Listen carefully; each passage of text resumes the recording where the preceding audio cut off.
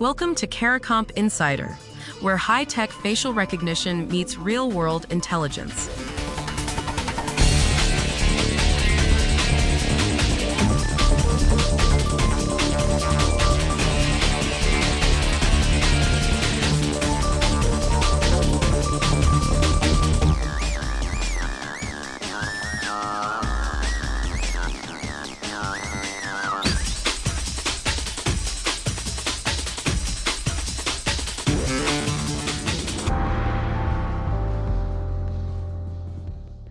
You walked into a Wegmans this year, picked up your groceries, and a camera turned your face into a string of numbers.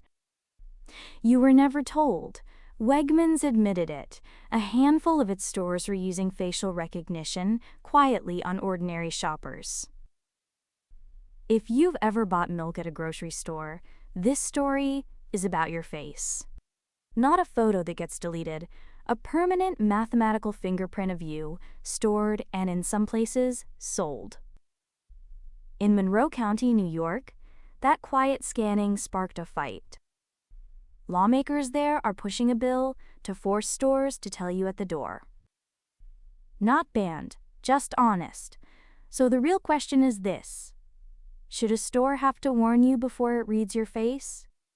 Start with what actually gets captured.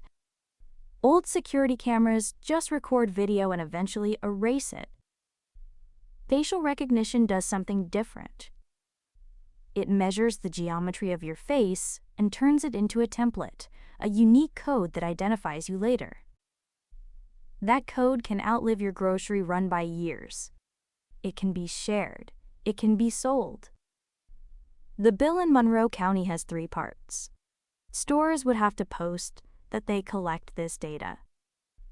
They'd be banned from selling or handing it off. And anything they keep would have to be destroyed after 2 years. That last piece matters. It attacks the deepest fear that your face sits in a database forever. Now widen the lens. Across the country, this is mostly a legal void. Illinois is the only state where you can actually sue a retailer for scanning your face without permission. 1 state. That leaves 49 where stores operate with almost no oversight.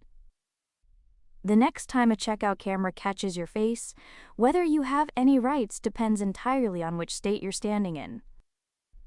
And the ground is shifting nearby. Erie County, right next door, didn't just ask for a sign. It banned retailers from collecting biometric data at all. Monroe's lawmakers watch that pass and want to follow.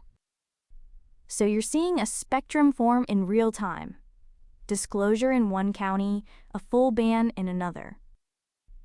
Not everyone's on board. Sean McCabe, who leads the legislature's Republican caucus, called the measure more of a burden than a protection.